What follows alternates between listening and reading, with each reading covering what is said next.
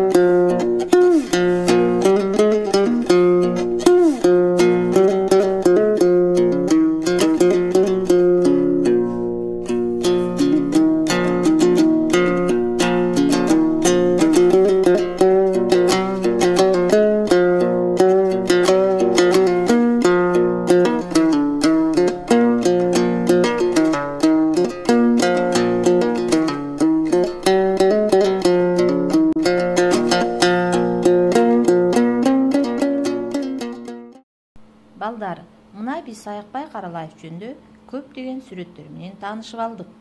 Биз азыр 28-көнүгү 57-беттеги 28-көнүгү Саякбай Каралаев жөнүндө билип алабыз.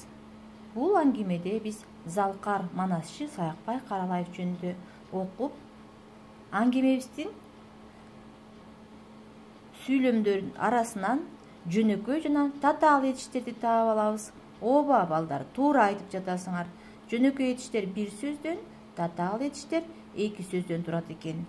Бардыгыбыз туура табууга аракет жасайбыз.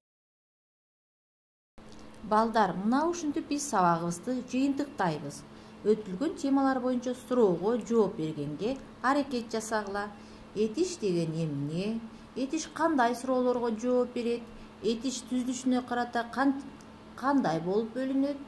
Жөнөкөй этиш деген эмне жана татаал этиш деген эмне?